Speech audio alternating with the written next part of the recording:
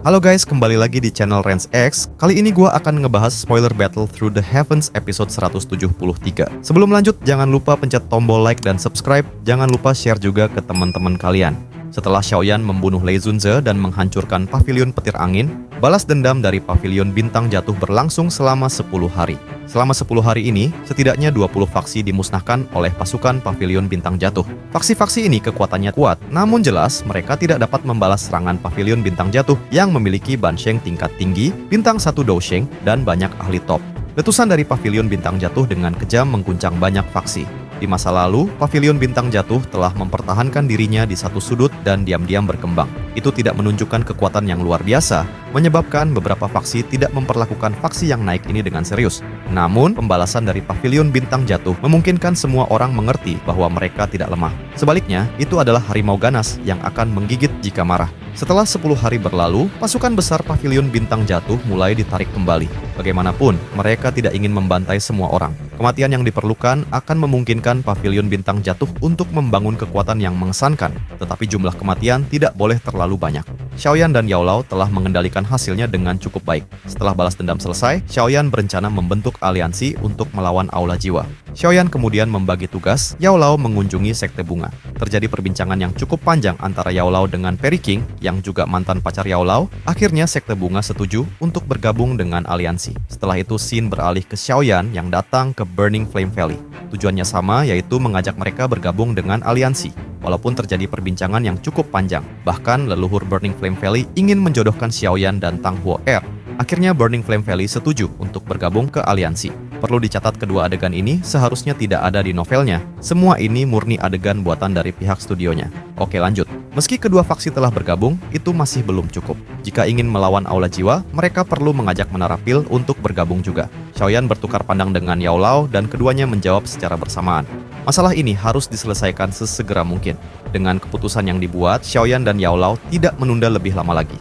Mereka berdua membuat beberapa persiapan sebelum bergegas ke wilayah Pil. Sejak Falling Star Pavilion baru saja stabil, hanya mereka berdua yang tersisa di perjalanan ini. Cailin, Xiao Yishan, dan sisanya tetap di sini untuk menjaga pavilion bintang jatuh. Xiaoyan dan Yao Lao keduanya bisa dianggap elit Dousheng. Kecepatan mereka secara alami bukan sesuatu yang bisa dibandingkan dengan seorang ahli biasa. Mereka merobek ruang dan pergi ke tujuan mereka. Di bawah kecepatan yang menakutkan ini, mereka telah mencapai kota Pil Holy di wilayah Pil dalam setengah hari. Xiaoyan merasa agak emosional saat ia tiba di pinggiran kota Pil Holy. Tempat ini adalah tempat ia benar-benar menjadi terkenal di dataran tengah. Selama pertemuan Pil, dia mengandalkan dirinya sendiri untuk mengubah arus dan mengalahkan ahli dari Hall of Souls. Xiaoyan juga mencegah tempat juara dari Pil Gathering mendarat di tangan seseorang dari Hall of Souls. Menara Pil jelas berhutang kepada Xiaoyan. Jika tempat juara diambil oleh Hall of Souls, reputasi Pil Tower akan mengalami pukulan besar. Xiaoyan dan Yao Lao tidak berhenti karena jalan yang ramai setelah memasuki kota Pil Holy. Sebaliknya, mereka memasuki Menara Pil. Xiaoyan dan Yao Lao duduk di aula besar di tingkat atas Menara Pil. Seorang elder dari Pil Tower dengan cepat pergi dan memberitahu 3 kepala besar kedatangan mereka. Ketiga orang ini tampaknya telah membentuk ombak besar tentang mereka sekarang. Yao Lao mengangkat cangkir teh di sampingnya, menyesapnya dan tertawa. Baik dia dan Xiaoyan lelah setelah bepergian ke sini, tapi untungnya keduanya luar biasa. Oleh karena itu, mereka mampu menahan kelelahan ini. Xiaoyan tersenyum. Dia tahu bahwa hubungan Yao Lao dengan 3 kepala itu cukup bagus, jadi dia tidak berkomentar. Keheningan di aula besar terus sesaat sebelum rusak oleh suara langkah kaki yang terburu-buru. Pintu yang tertutup rapat didorong terbuka dan tawa keras segera diikuti. Sungguh tamu langka. Yao Lao, tidak disangka aku bisa bertemu denganmu lagi. Pintu yang tertutup rapat telah dibuka. Xuan Kongzi berjubah putih tertawa dan dengan cepat masuk. Tian Lezi dan Xuan Yi dengan cepat mengikutinya. Kedua mata mereka mengandung kegembiraan ketika mereka melihat Yao Lao di aula besar yang memegang cangkir teh. Sudah lama sejak terakhir kali kami bertemu. Bagaimana kabarmu? Yao Lao meletakkan cangkir tehnya. Dia melihat ketiga orang itu dan menyapa mereka dengan senyuman. Xuan Kongzi dan 2 orang di belakangnya dengan cepat berjalan melewati aula besar. Mereka tiba di depan Yao Lao dan melihat wajahnya yang dikenalnya. Sesaat kemudian, Xuan Kongzi dengan lembut menghela nafas. Dia menepuk bahu Yao Lao sambil berkata, "Tidak disangka, kami masih bisa melihatmu saat kami masih hidup." Senyum di wajah Yao Lao menjadi lebih padat setelah melihat cara mereka bertindak. Dia menepuk bahu Xuan Kongzi sebelum matanya mendarat di Xuan Yi di samping. Dia tertawa. "Sudah bertahun-tahun sejak kita bertemu, tetapi kamu masih tetap cantik seperti biasanya." kamu tidak tampak seperti beberapa dari kita orang tua." Wajah Xuan Yi memerah setelah mendengar pujian ini, dan kedua matanya dipenuhi kelembapan. Sikapnya mirip dengan gadis kecil menyebabkan Xiaoyan merasa tidak bisa berkata-kata. Tampaknya kepala raksasa dari Pil Tower ini benar-benar memiliki perasaan untuk Yao Lao. Bahkan dia berhasil menebak ini dengan pandangan sekilas. Mereka berempat tertawa dan bercakap-cakap sebentar setelah mereka bertemu. Xiaoyan tidak dapat mengganggu. Yang bisa ia lakukan hanyalah berdiri di samping dan menemani mereka. "Yao Lao, kamu telah benar-benar menerima murid yang baik. Dia masih muda, tapi dia sudah mencapai kelas Dousheng. Selain itu, ia juga menghargai hubungan. Jika ada kecelakaan yang menimpa kamu saat itu, aku benar-benar ingin merebutnya." Beberapa dari mereka akhirnya melihat Xiaoyan di samping setelah mengobrol sebentar. Xuan Kongzi segera tertawa. "Senior Xuan Kongzi, tolong jangan menggoda diri muda ini." Xiaoyan tanpa sadar dan tertawa pahit sebelum memberikan balasan. "Aku tidak layak dari istilah senior sekarang. Mereka yang lebih kuat adalah tuan. Terlepas dari apakah itu dalam hal pelatihan doushi atau keterampilan alkemis, kemungkinan aku tidak dapat dibandingkan dengan kamu." Xuan Kongzi tersenyum saat dia menjawab. Dia baru saja beruntung maju ke kelas Bansheng setahun yang lalu, tapi dia secara samar-samar merasa seolah-olah dia menghadapi laut tanpa akhir di depan Xiaoyan. Dia bahkan tidak bisa mendeteksi batas Xiaoyan. "Baiklah, kamu tidak akan berkunjung tanpa alasan. Yao Lao, kunjungan kamu ke Pil Tower pasti melibatkan beberapa masalah besar." Xuan Kongzi tertawa. Dia mengubah percakapan saat dia melihat kembali pada Yao Lao. Senyum di wajah Yao Lao berkurang setelah mendengar bahwa mereka akan mendiskusikan hal-hal penting. Dia merenung sejenak sebelum menjelaskan masalah aliansi. "Masalah ini sedikit merepotkan. Bukan seolah-olah kamu tidak menyadari betapa keras kepala orang-orang tua itu." Xuan Kongzi menjawab setelah mendengarkan penjelasan Yao Lao. "Aku sadar itu merepotkan, tetapi aku harus tetap mencobanya. Aula jiwa terlalu kuat. Tak satu pun dari kami bisa melawan mereka sendirian. Jika kita tidak membentuk aliansi, tak satu pun dari kita akan dapat melarikan diri dari cakar aula jiwa. Aku telah ditangkap oleh aula jiwa sebelumnya. Oleh karena itu, aku tahu alasan mengapa mereka menangkap jiwa, dan itu mungkin melibatkan beberapa alkemis pembuat pil." Yao Lao menjawab dengan cara yang serius. Xuan Kongzi sedikit mengangguk. Dia tahu bahwa aula jiwa tidak akan menangkap begitu banyak tubuh spiritual tanpa alasan. Tetapi berita ini saja tidak cukup untuk membuat orang-orang tua itu setuju dan bergabung dengan aliansi. Masalah ini akan jauh lebih mudah jika leluhur itu masih ada. Hanya satu kata darinya akan menentukan jawaban akhir. Xuan Yi mengerutkan alis dan menjawab, "Leluhur tua itu telah menghilang lagi?" Yao Lao bertanya dengan suara kaget. Xuan Kongzi dan dua lainnya tersenyum pahit dan mengangguk bersama. Xuan Kongzi menjawab, "Dia telah hilang untuk waktu yang lama. Sudah bertahun-tahun sejak kami mendengar kata-kata darinya. Jika token giok spiritualnya tidak baik-baik saja, kami akan berpikir bahwa dia telah bertemu dengan beberapa kecelakaan." "Leluhur apa itu?" Xiaoyan di samping bertanya. Dia tidak bisa menahan rasa ingin tahunya setelah mendengar percakapan mereka.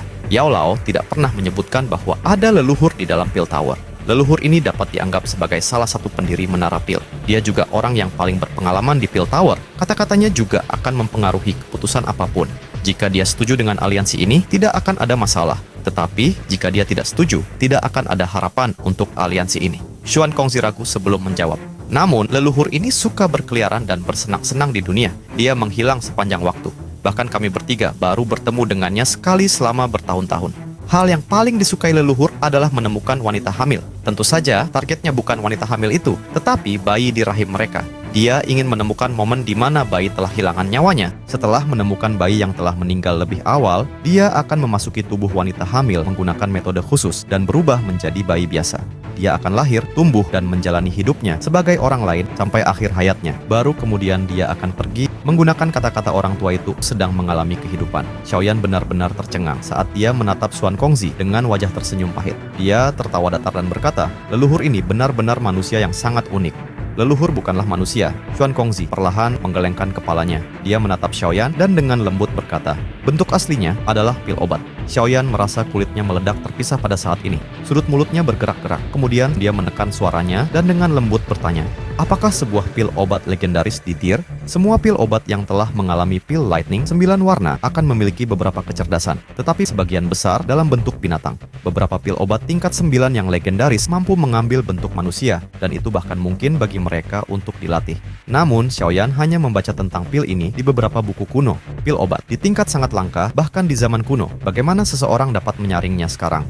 Xuan Kongzi tidak terkejut melihat Xiaoyan. Dia juga telah terpana lama sebelum pulih saat pertama kalinya dia mendengar tentang bentuk leluhur sebenarnya. Senior yang memurnikan leluhur adalah salah satu pendiri dari Pil Tower, tetapi tetua itu telah meninggal. Setahun sebelum dia hampir mati, dia menghabiskan semua usahanya untuk memperbaiki pil obat.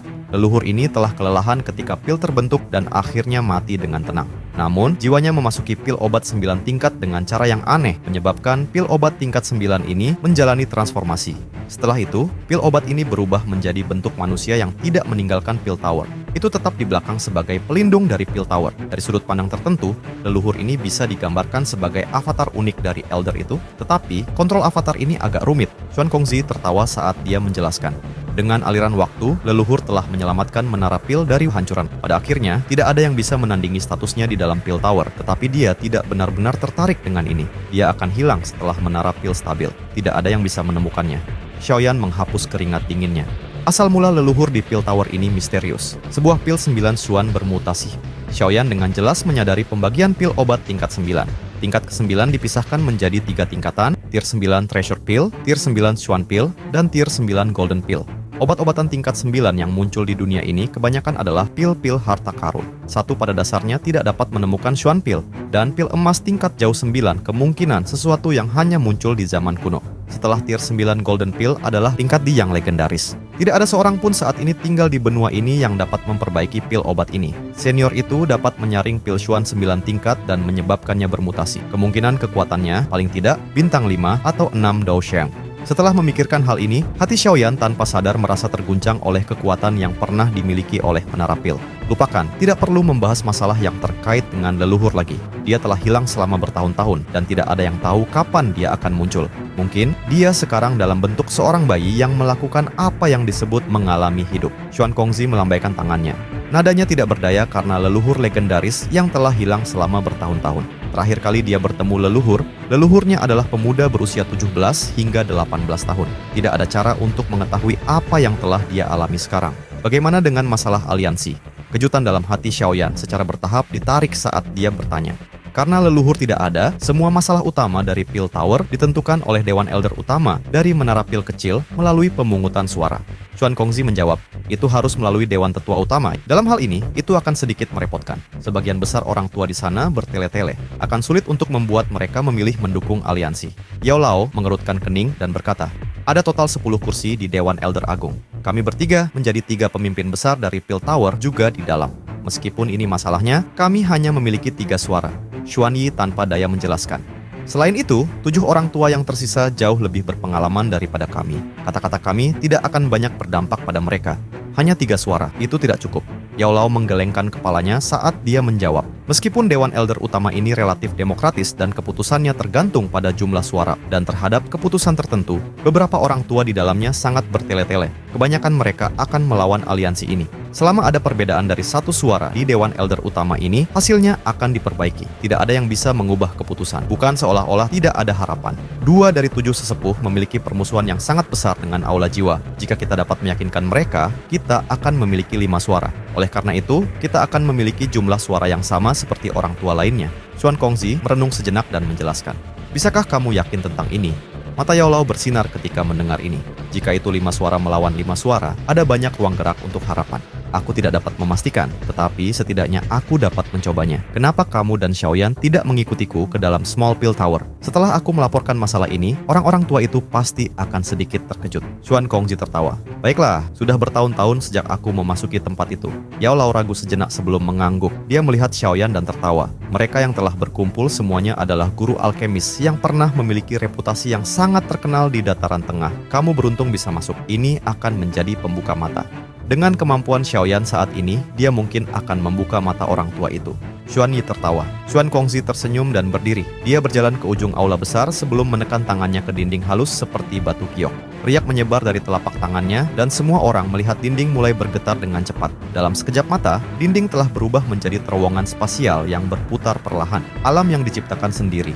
Menara pil kecil ini benar-benar dibuat oleh ahli Daosheng. Xiaoyan bergumam di dalam hatinya setelah melihat terowongan ini muncul. Ayo pergi. Xuan Kongzi tersenyum setelah membuka terowongan spasial. Setelah itu, dia memimpin dan berjalan menuju terowongan. Kelompok Xiaoyan mengikutinya. Terowongan perlahan mulai tertutup setelah orang terakhir masuk. Setelah itu, ia kembali menjadi tembok yang keras. Setelah melakukan perjalanan jarak pendek melalui terowongan spasial, dalam waktu kurang dari 1 menit, cahaya di depan Xiaoyan tiba-tiba menjadi cerah. Pada saat dia membuka matanya, dia menemukan bahwa dia sudah berdiri di gunung hijau yang menjulang tinggi. Awan berlama-lama di langit memberikan penampilan yang sangat berkabut. Ada aroma obat yang padat. Hidung Xiaoyan berkedut, matanya menyapu, dan dia terkejut menemukan bahwa seluruh gunung ini dipenuhi dengan banyak kebun obat. Ton bahan obat yang sangat langka di dunia luar tumbuh dalam kelompok di taman-taman ini. Seperti alam pil yang kedua. Beberapa kejutan melintas di mata Xiaoyan saat dia melihat sekeliling. Kebun-kebun obat ini milik berbagai pemilik. Mereka adalah kehidupan baru dari orang-orang tua. Xuan Kongzi tersenyum. Setelah itu, dia mengangkat kakinya dan berjalan ke puncak gunung. Kelompok Xiaoyan dengan cepat mengikuti di belakangnya. Itu mungkin untuk melihat beberapa figur lansia di tengah-tengah lautan tanaman yang subur di sekitarnya. Orang-orang tua ini mungkin tampak seperti petani yang menanam bahan obat, tetapi Xiaoyan bisa merasakan fluktuasi spiritual yang sangat kuat datang dari mereka masing-masing. Para petani obat tua ini telah memperoleh tingkat pencapaian yang tinggi dalam hal kekuatan spiritual. Mereka tidak terlalu memperhatikan wajah Xiaoyan yang tidak dikenalnya. Sedangkan Yao Lao di sampingnya menarik banyak tatapan kaget. Beberapa orang tua melangkah maju untuk menyambut Yao Lao di sepanjang jalan. Jelas, mereka telah mengenal Yao Lao di masa lalu. Kelompok itu melewati beberapa jalan gunung sebelum mereka berhenti di puncak gunung. Kelompok Xuan Kongzi mengatur Xiaoyan dan Yao Lao di sebuah rumah batu yang sederhana sebelum bergegas pergi. Mereka pergi untuk melaporkan masalah aliansi. Xiaoyan dan Yao Lao sadar bahwa mereka tidak bisa terburu-buru dalam masalah ini. Oleh karena itu, mereka berdua duduk di rumah dan beristirahat.